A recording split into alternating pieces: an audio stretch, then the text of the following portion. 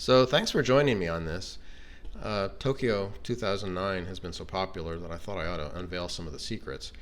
2009 obviously was a very different time. Uh, the signs, you see the signage in this shot. There was an ordinance that basically outlawed it, so it's not as vivid anymore as it was. Uh, these neon signs just don't exist anymore. Also the fluorescence. So the look and the color of Tokyo and Shinjuku in particular is very different now than it was back in 2009.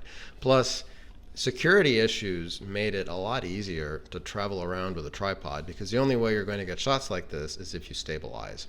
This is actually shot with the Canon HV20. It was a replacement for the DVX Panasonic. It was an amazing camera that actually was used in TV shows and documentaries. Doing close-ups of people like this and then contrasting it with the faraway shots as well as with the signage, I think adds a certain level of interest. The people, well, you get a sense of the character. Now here you see we have the shot, the zoomed out.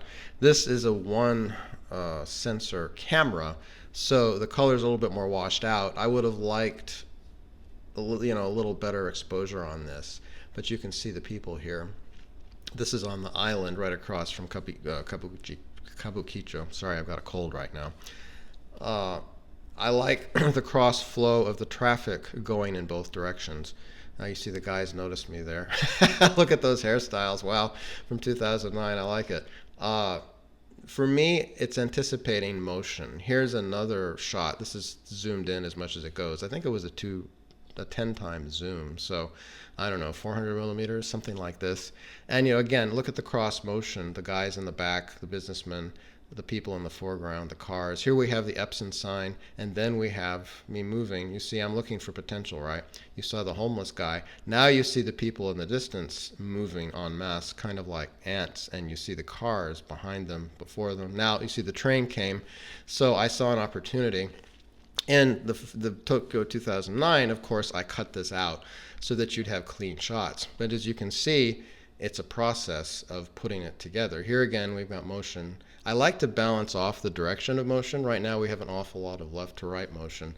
But of course, the people on the sidewalk under that 100 yen sign are going in both directions. We got this guy, and you'd think he'd be on his phone, but I don't know what he was doing. Look, he was getting medicine. This is the opening to Kabukicho. With that sign, the lights, the 7-Eleven, which is actually, that 7-Eleven is still there.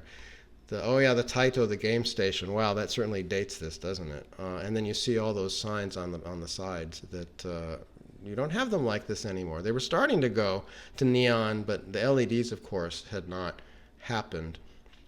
I see this is actually the scene of one of the photos I posted lately. Pans are a good thing. Of course, you want to do them really smoothly. A lot of people zoom in and out and pan too much, I would say, so that it kind of loses meaning. One thing I also want to discuss is bokeh, these close-up shots. A lot of people thought that the mirror was an iPhone, but if you do a close-up shot like this, it adds, there's the bokeh, the out-of-focus lights, that gives us a certain dramatic effect, I would say. And it's a contrast to the reality. I mean, so much of shooting, right, whether we have a very real object, the meter, so much of shooting is reality versus non-reality. I mean, all of my shots are real. There's no AI here because it didn't exist. But we want to capture the imagination when we do these shots. Anyway, I hope this is helpful. Let me know if there's anything else, any questions you have below. And also let me know if you have any other ideas for videos along these lines. Thanks a lot.